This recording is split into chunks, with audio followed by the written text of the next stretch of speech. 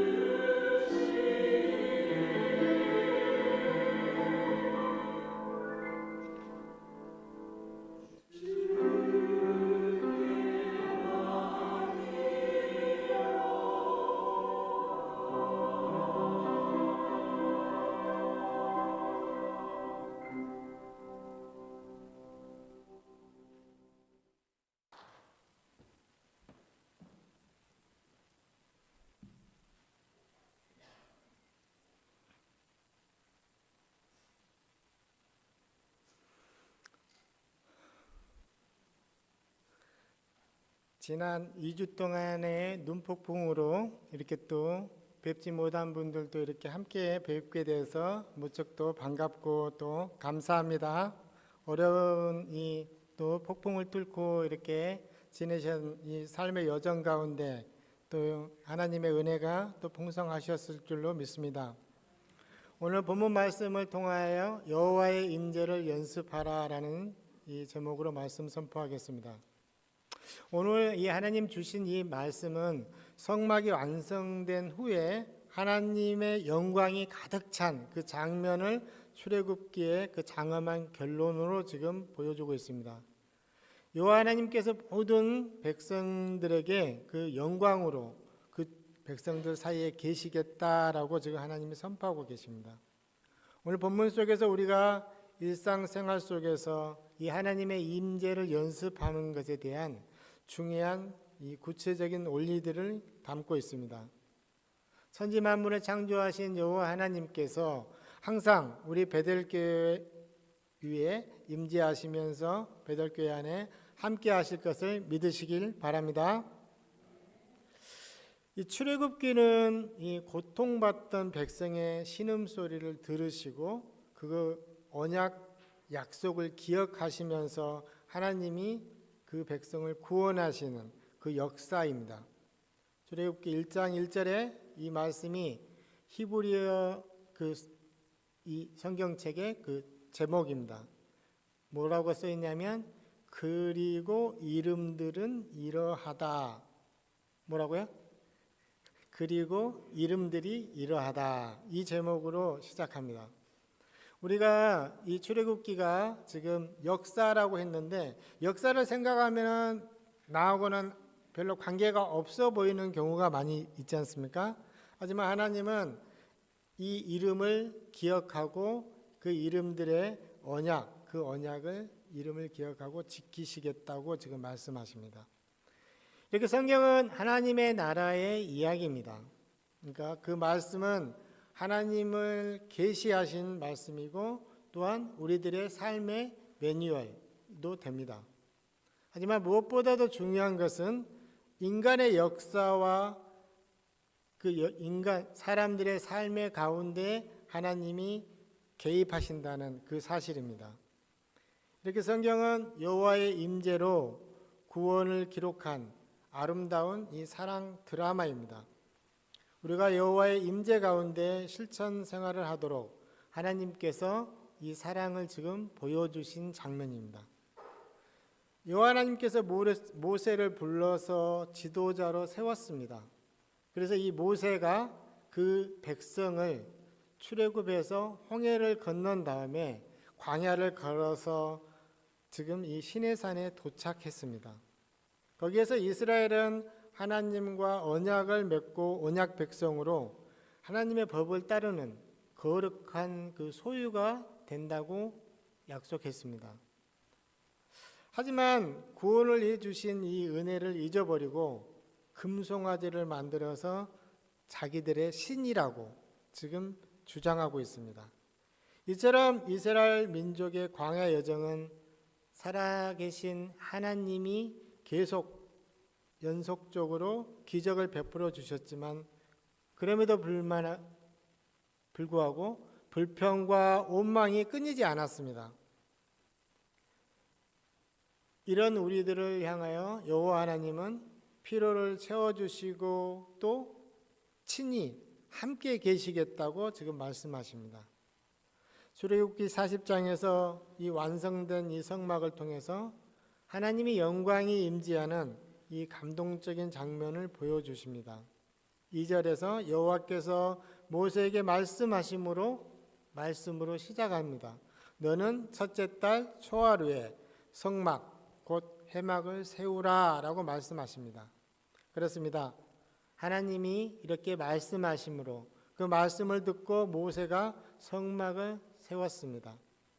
하나님의 말씀 그대로 이 순종하면서 이행하는 이 모세의 모습을 보여줍니다.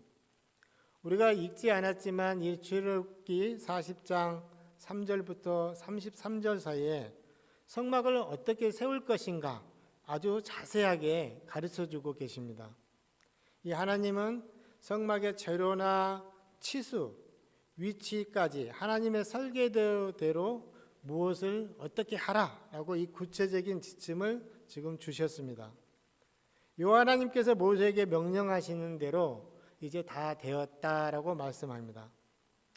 그렇습니다. 모세가 자기 생각이나 자기 의견을 가감하지 않았고 하나님께서 말씀하신 대로 모든 것을 다 실행했습니다. 이처럼 하나님의 말씀대로 성막이 완성되며 우리에게 이제 임재의 연습을 교훈으로 주십니다. 제가 살았던 이 필라델피아 그 근교의 란캐스터라는 이곳에 터버너클, 이 성막의 모형이 있습니다. 하나님이 이 말씀하신 대로 그 모형이 만들어져 있는 그곳에 수많은 사람들이 전국에서 와서 그것을 관람합니다. 성경에서 말하고 있는 이 성막은 단순한 이 어떤 이 천막 구조물이 아닌 것입니다. 오늘 임재하신 하나님과 어떻게 우리가 동행해야 하는지 이 영적인 원리를 가르쳐 주십니다. 거룩한 하나님께 나아갈 방식이 이렇게 아무렇게나 돼서는 안 된다는 것을 우리에게 알려주시는 것입니다. 성막의 구조는 외부에 뜰이 있고 그 다음에 건물 안에 내부에 이 지성소 그리고 성소와 그 언약궤가 있는 지성소로 이렇게 나누어져 있습니다.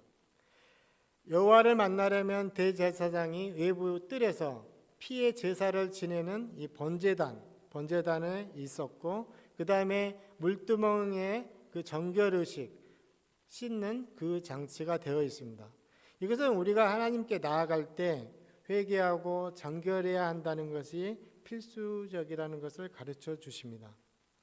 반드시 죄를 회개하고 깨끗하게 하고 정결하게 씻어야 지성소에 계시는 하나님을 만날 수 있다는 말씀입니다. 하지만 오늘날 이 지성소를 가는 길은 오직 하나가 되었습니다. 하나님께 이르는 유일한 길이신 이 예수 그리스도이십니다. 여호와의 임재 장소에 있던 이 지성소로 격리된 이곳이 예수님이 십자가 사건으로 그 휘장을 다 찢으셨습니다. 이제 여호와를 만나면 특별한 그 사람, 그 대제사장의 전유물이 아니고 그리스도 안에 있는 우리 모든 성도님들의 권리가 되었습니다. 고린도후서 5장 21절에 하나님이 죄를 알지 못하는 분을 우리를 대신하여 죄로 삼으신 것은 우리로 하여금 그 안에서 하나님의 의가 되게 하려 하심이라 라고 말씀합니다. 우리의 죄를 대신 갚아주신 그 예수님을 우리가 믿음으로 그 의가 전가되어서 하나님을 우리가 아빠, 아버지라고 부릅니다. 우리의 죄를 대신 짊어지신 그 임마누엘 하신 예수님, 바로 이분이 우리의 지성소입니다. 그러니까 예수님이 하나님을 만나는 장소이라는 말씀입니다. 그런데 우리가 항상 함께 하신 이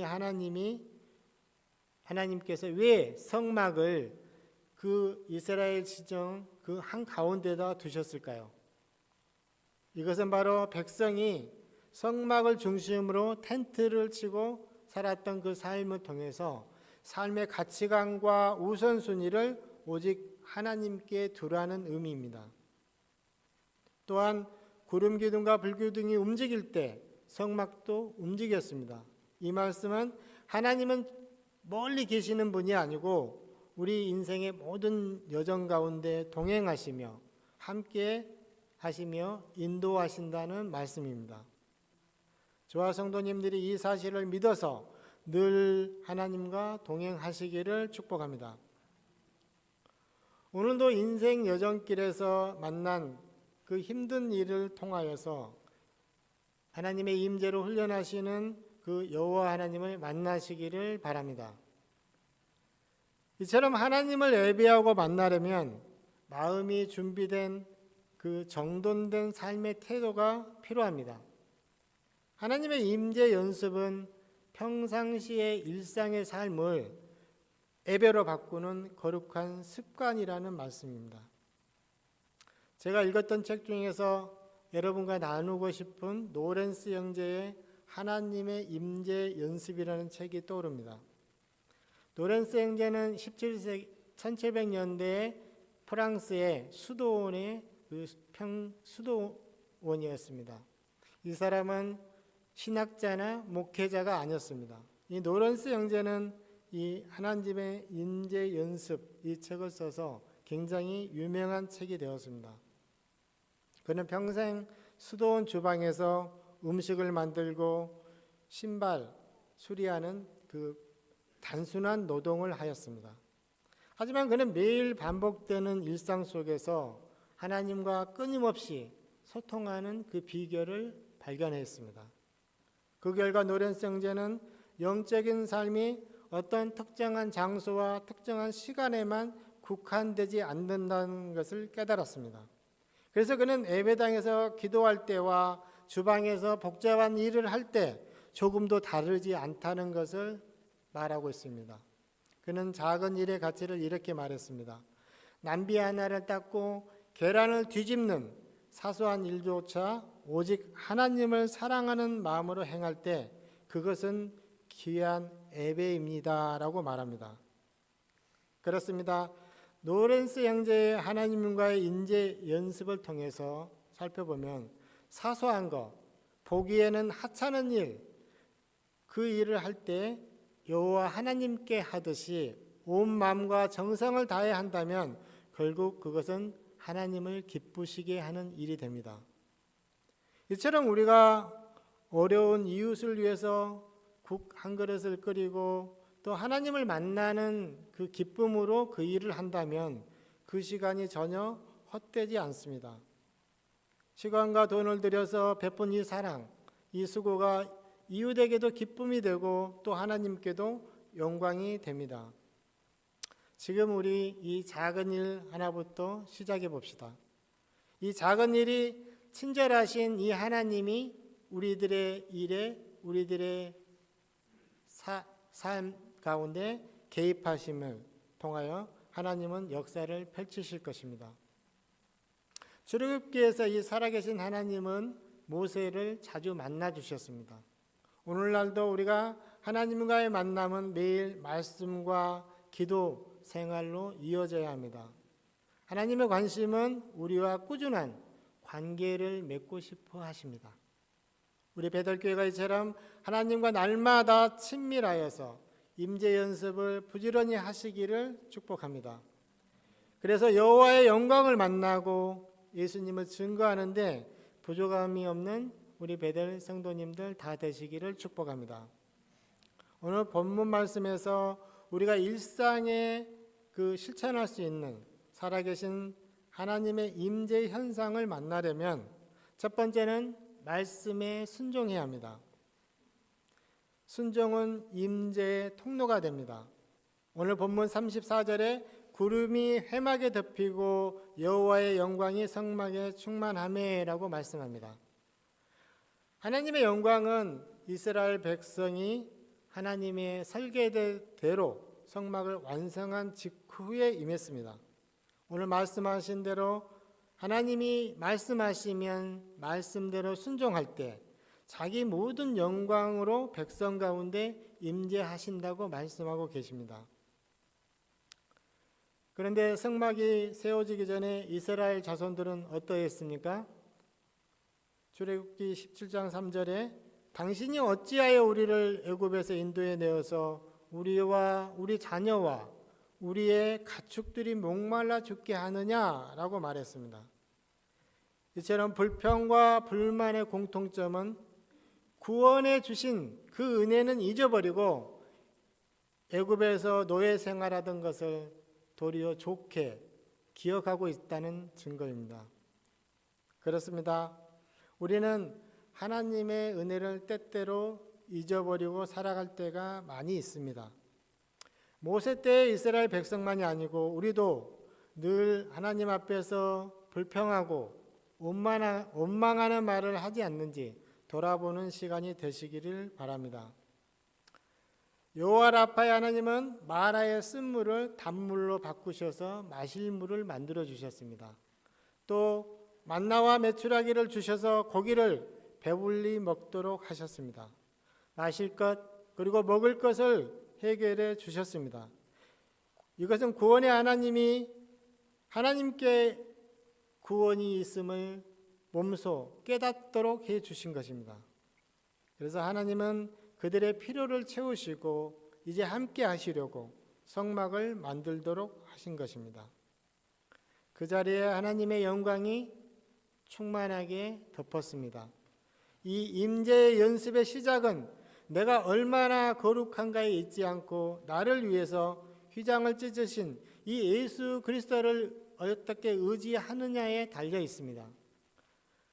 그리스도가 없는 임재의 연습은 자기 수양에 불과하지만 예수 그리스도를 통한 임재 연습은 은혜입니다.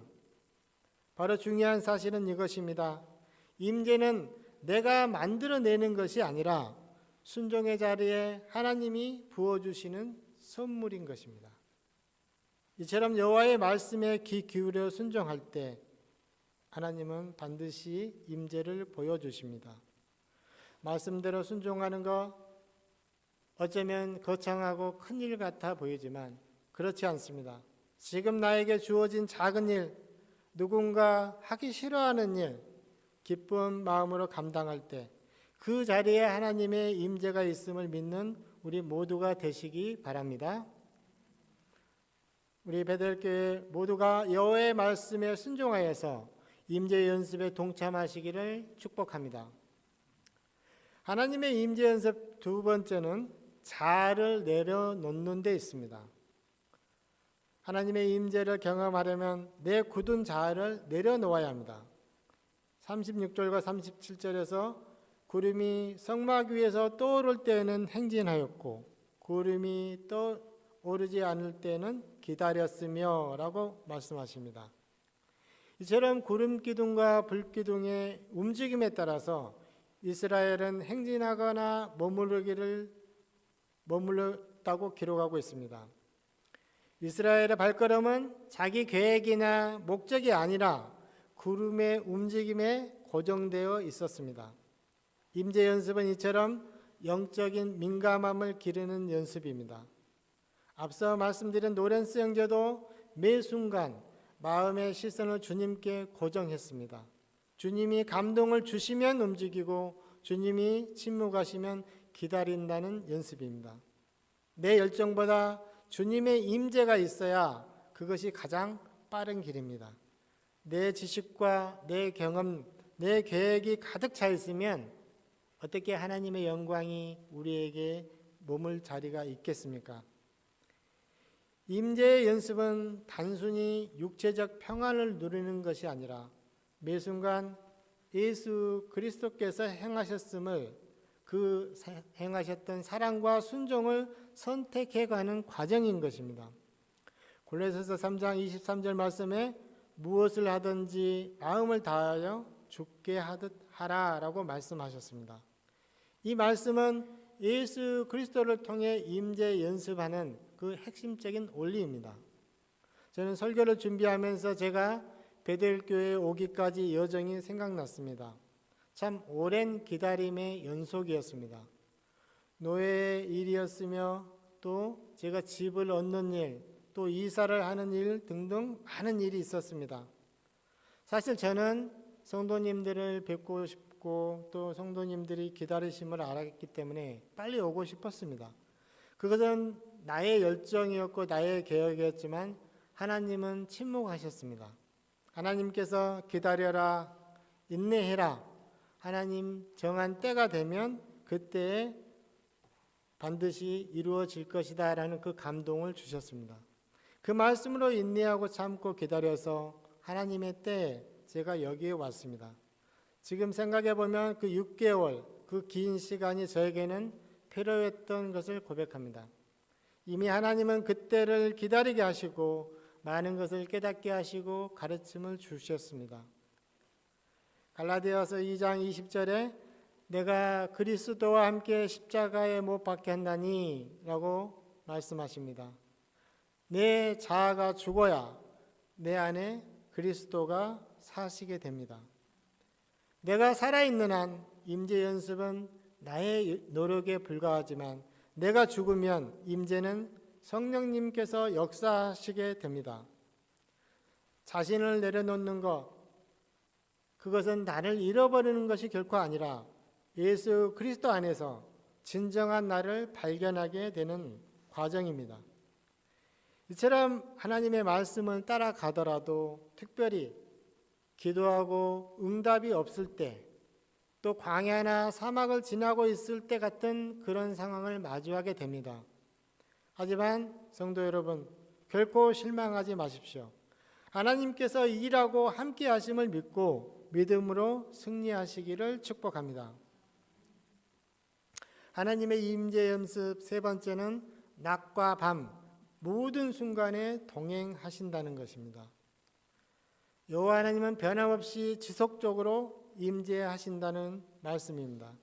38절 말씀에서 낮에는 여호와의 구름이 성막 위에 있고 밤에는 불이 그 구름 가운데 있다라고 말씀합니다. 이처럼 하나님의 임재는 한순간도 결코 거두지 않으신다는 사실입니다. 하나님은 구름을 통해서 그 사막, 그 광야의 그 뜨거운 낮의 그 태양으로부터 자기 백성을 보호하셨습니다. 기억하십시오. 낮에 분주함 중에 내가 있어도, 밤에 고요한 휴식 중에 있어도, 잠자는 시간에도 주님이 여전히 함께 하시는 것을 믿으시기 바랍니다. 이처럼 하나님은 특별한 때만 임재하시는 분이 아닙니다. 이스라엘의 전 출애굽의 여정 과정에서 모든 세대 눈앞에 그 함께 하셨듯이 우리의 삶의 모든 현장에 이미 함께하고 계신다는 것을 믿으시기 바랍니다. 힘들고 몸이 아픈 우리 성도님들, 특별히 눈동자처럼 지키시고 보호하신다는 것을 믿으시기 바랍니다. 38절 말미에 온 족속이 그 모든 행진하는 길에서 그들의 눈으로 보았더라라고 마무리합니다. 오늘 우리 베델교회와 모든 세대가 여호와의 임재를 눈으로 보시기를 축복합니다. 여호와의 임재는 또한 보호하심과 인도하심에 있습니다. 보배롭고 존귀한 하나님의 자녀가 된 그들을 구별하고 마음을 정결하게 하여서 예배할 때 하나님은 기뻐하십니다. 대충 시간 내서 주일을 성수하는 것이 아니라 우선순위로 예배하고 그 예배도 온 마음과 정성을 다하여 하나님께 예배할 때 하나님 앞에 부끄러움이 없습니다. 그것이 하나님 앞에 영광 돌리는 길이 되는 것입니다. 자녀나 손자 손녀 웃어만 줘도 기쁜 것처럼 우리 하나님 앞에 우리가 서 있기만 해도 하나님은 기뻐하십니다. 우리의 마음이 밤이나 낮이나 함께 하시는 그 하나님으로 인해서 기쁨이 넘쳐나시는 신앙생활 하시기를 간절히 축복합니다. 오늘 말씀을 마무리하겠습니다. 지난주에 눈이 참 많이 내렸습니다. 히스토릭 윈터스톰이라고 한 40년을 여기를 사신 분도 이런 눈을 처음 보셨다고 하셨는데 눈을 어떻게 치워야 예배를 드릴 텐데 하고 생각을 참 많이 했습니다. 밤을 설치다가 아침에 일찍 일어나 예배를 사모하는 성도님들이 떠올라서 길이 보이지 않는 그 길을 일찍 출발하여 교회에 도착하니 벌써 누군가가 와 있었습니다. 눈을 밀치면서 본당 입구 쪽으로 와보니 그 과테말라 성도님이 계셨습니다. 우리는 서로 말은 잘 통하지 않지만 그분도 교회가 굉장히 걱정되셨던 모양이었습니다. 그분이 자기 교회 성도님들을 데려오겠다고 하시면서 가셨습니다. 그때 우리 전도사님과 또 김 목사님 네 분, 또 장로님, 이장로님과 또 김 집사님이 오셔가지고 이 주차장을 치웠습니다. 내 안에 정말 기쁨이 샘솟았습니다. 함께 하니까 금방 많이 치워졌는데 갑자기 이 과테말라의 성도님들이 그 친구분들이 젊은 분들이 몰려와서 주차장을 말끔하게 정리하였습니다. 제 마음에는 제가 꼭 선교지에 있는 그런 기분이 들었습니다. 저는 지난주에 예배를 드리기 전에 이미 은혜를 다 받았습니다. 이 함께 하신 하나님이 우리 교회를 긍휼히 여기셔서 일꾼들을 보내주셨습니다.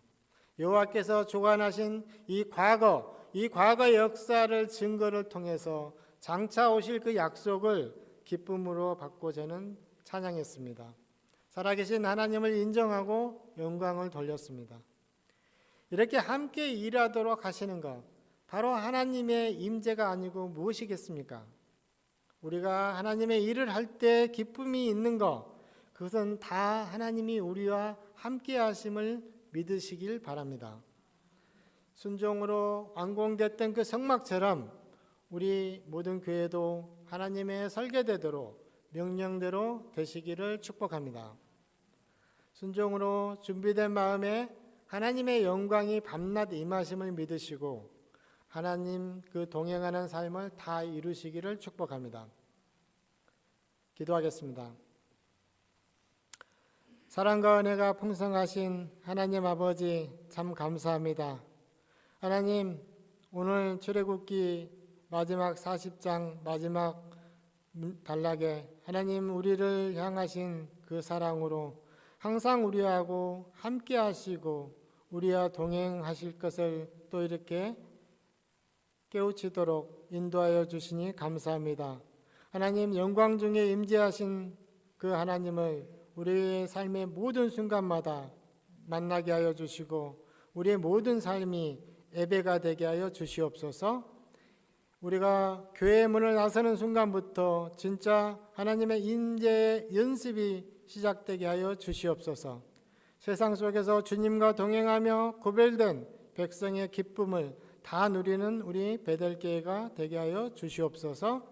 우리와 친히 동행하신 그 예수 그리스도 붙잡고 가는 우리 모두를 하나님께서 항상 함께 하시며 힘들고 어렵고 병환으로 또 경제적인 문제로 신분의 문제로 힘들어할 때 하나님의 그 임재하심으로 늘 우리들의 평안과 기쁨이 넘치게 하여 주시옵소서. 이 모든 말씀 우리를 구원하신 예수 그리스도 이름으로 감사하며 기도합니다. 아멘.